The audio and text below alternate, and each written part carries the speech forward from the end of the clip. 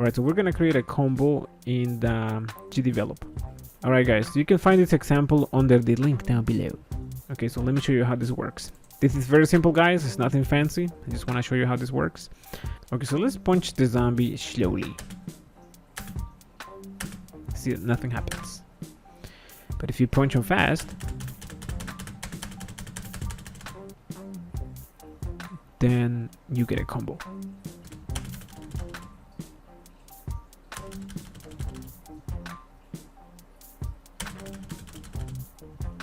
Okay, so you can find this file under the link down below. Okay, so download it and let's get started.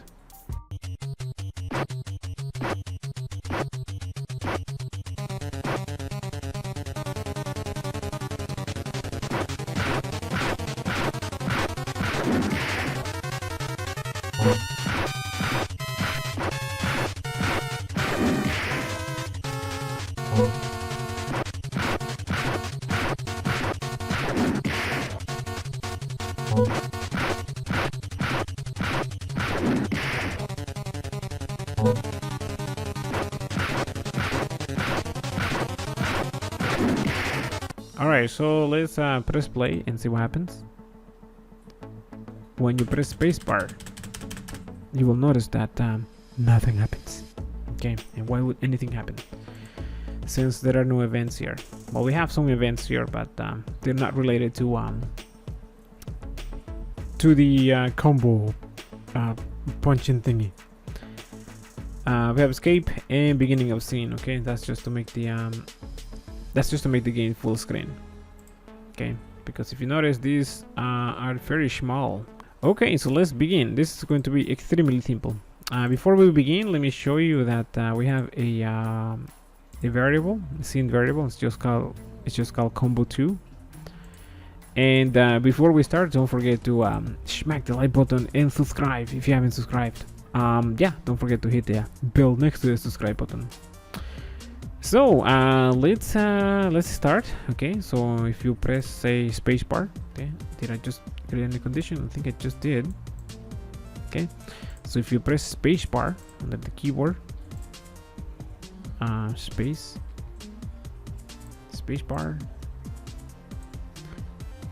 we want to what do we want to do? We want to change the animation. Change the animation of Marlon Brando. Okay, it's not Marlon Brando. It's never mind. We're gonna change the animation to animation 1. Okay, because animations begin from 0 to whatever. So if you press spacebar now, he will play his punching animation. Okay, and he will just stay there. Okay, so when that animation is finished, we want to return to his normal animation. Okay, so sprite. Okay, animation finish. Marlon Brando. I should just change his name to like just fighter. The sprites. If the animation is current animation is number 1. Okay, which is the punching animation. Then we can restore his animation back to his default animation, which is equals 0. Okay. All right, so let's see if that works.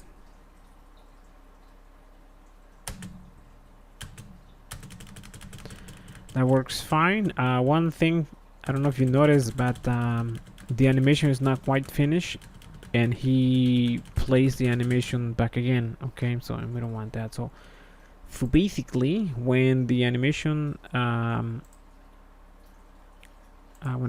punching is playing, let's see, current animation 1 is playing equals 1. Okay, so let's try that again. Okay, so now we actually have to wait for the animation to finish in order to punch again, and that's what we want. We have an object here. It's called hitbox. Okay, And this is what we're gonna use for punching the zombie. Let me make that smaller. And I'm thinking that maybe we could just animate this and make it based on animations. Okay, so let me just animate this here. Go to pixel or pixel and make a few copies of this. Let me add a blank frame here.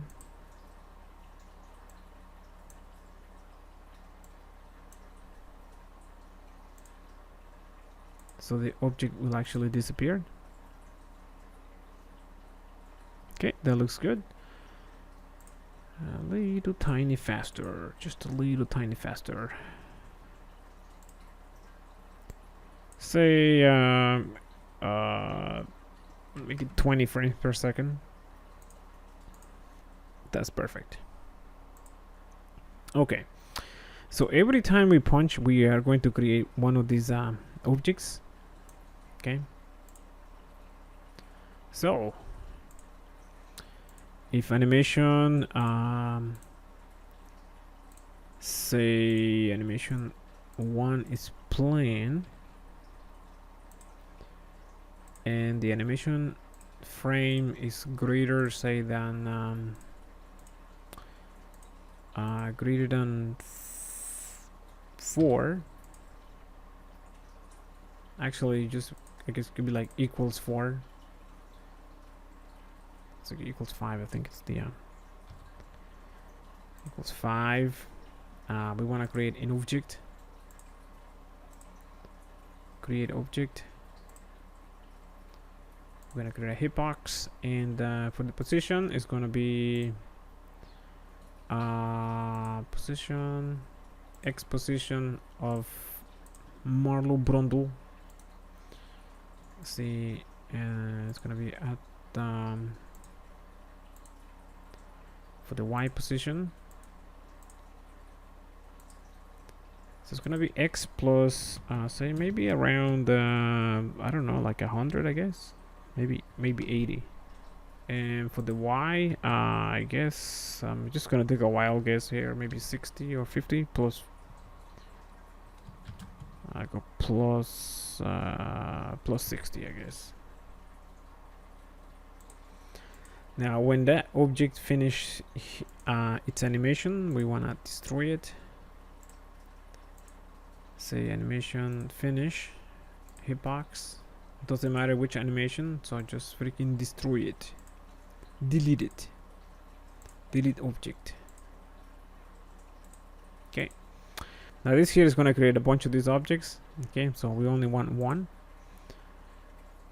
So go to advanced and set this to run only once when the condition is true. And see what happens. Okay. First is creating the object over here, and that's not what we want. We want to create it right here. Okay, we are close though. For the X, maybe just like 10. Make it lower, you actually increase the number to 15, and this one maybe just leave it like that, I guess.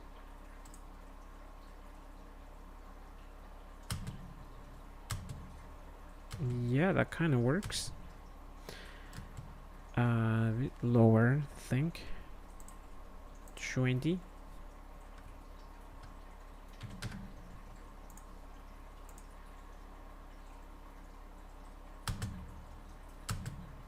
And I think that's what we're looking for right there. Now you don't have to make that hitbox so big. Okay, you can make it smaller. But for the sake of this example, we are going to leave it like that. Alright, when the zombie collides with that box, we want to change the animation. Okay, so find collisions. Collision between the hitbox and the zombie. We can make the zombie play an animation. Change animation of the zombie to animation 1, okay, which is the animation where he gets hit. And let me confirm that that's the animation. and actually it's animation 2. Okay, as I mentioned, you can download this file from the link down below. So that's animation 2, and we can probably also destroy the box, okay, since we don't need it anymore.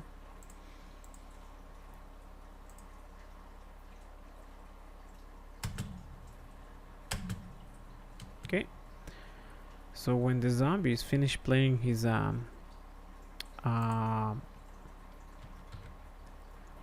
animation, just change the hitbox for the zombie. All I did is I copied this here and pasted it over here. We want to change the animation of the zombie back to 0. Okay.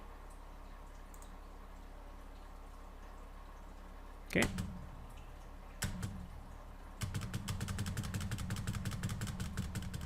Okay. You can see where we're going with this. So now we need to increase that variable. Okay, so every time we punch the zombie, let's see, where is the collision with hitbox? Okay, we want to add one to our variable. Combo 2 plus 1. I guess actually it's plus 7 actually, guys, because we want to always decrease that variable. And variable -1. Oops.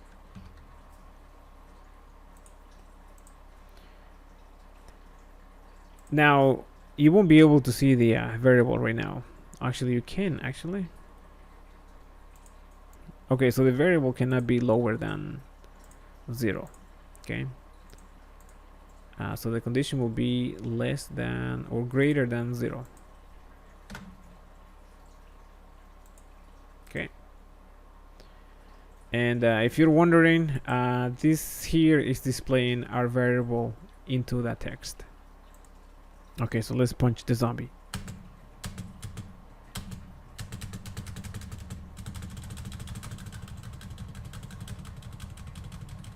Okay, so obviously that number needs to stay a little higher. So 7 is not enough. Try 11.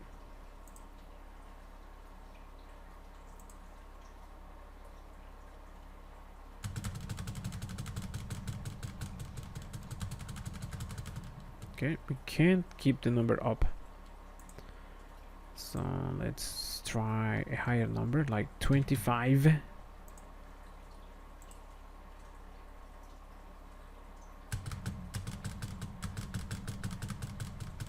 And now our number is going up. Okay, so say when we reach, I don't know, like, what feels right? Around 50. I guess, yeah, 50. So say around 50. Okay. So we're gonna create a different hitbox. Okay. Let me create another hitbox. Duplicate this one, and it's gonna be identical. The animations are going to be the same, except for these are going to be 2 separate objects. This one's gonna be called uppercut. Okay, so bring it out, and I guess we could change the animation a little bit. Doesn't really matter. Okay. All right. So so when we press spacebar and this number is 50, so when it's under 50, we can play this animation. Okay, so let's compare it to the variable. Less than 50, we play animation 1. Copy this and paste it. And if this goes over 50 or equals 50, greater or equal 50, then we can play animation 2, which is the uppercut. Okay, see how that works.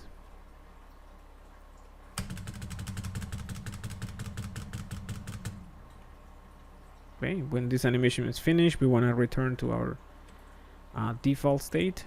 Okay, let me just find my animation. Okay, here it is. Copy, paste. Animation 2 is finished. Go back to animation 0.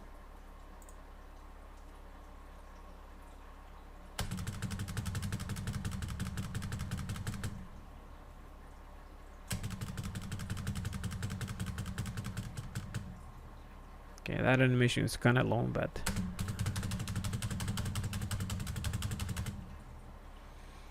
okay. Now we can just do it the simple way. We can just do it by by collision with the animation, but that's a bit amateurish. Okay, we're all pros in this channel, guys. All right, so what we're gonna do is we want to create a another hitbox. Okay, all you have to do is just copy the same action, and so if animation 2 is playing and the frame is 5, okay, then we can create hitbox 2. Alright, so it looks like I painted the 2 sprites, but yeah, these are 2 separate objects. This is the uppercut animation. Okay, see what happens.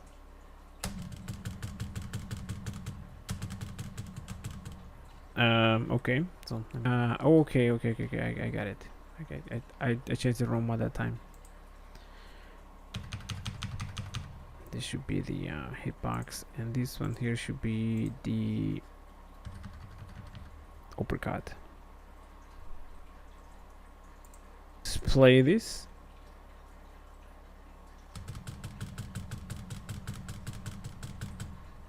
There we go.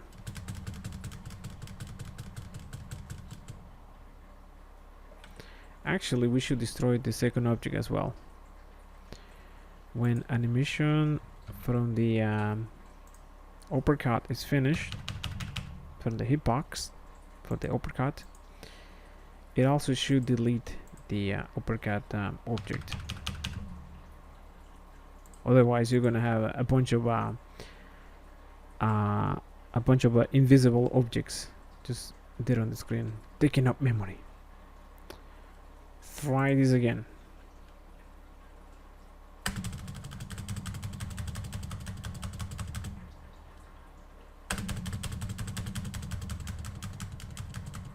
Okay, so now the final step will be to pretty much get rid of the zombie.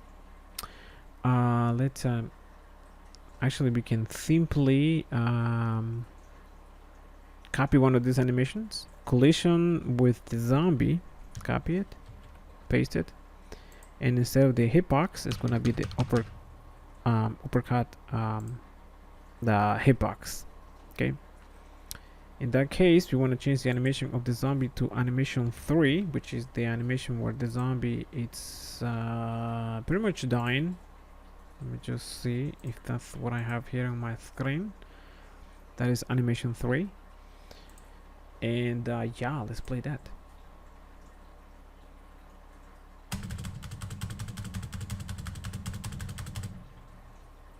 Goodbye, zombie. Okay. He comes back, right? Now he's just gonna do the uppercut thing because our number is below, because our number is higher than 50. Okay, so we want to bring back this number when this animation is finished. Animation uppercut's finished. We wanna reset our variable. Set variable back to 0. Okay, so that way we can only do the uppercut once.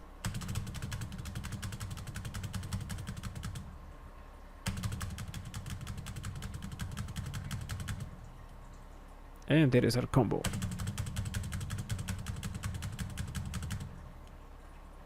Animation of the zombies finish. Okay, so here is the problem. We should specify the animation number. Current animation. It should be 1. Alright, so collision with the zombie, and as long as the zombie is not playing the dying animation.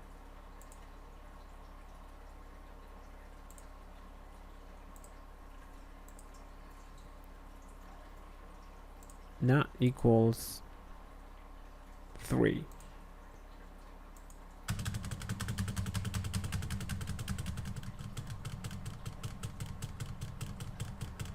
Okay, so we need to make that invisible. Set this to 0.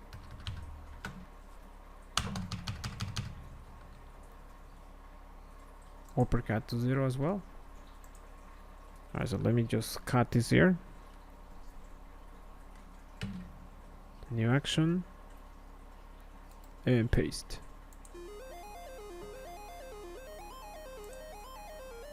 Get rid of this text.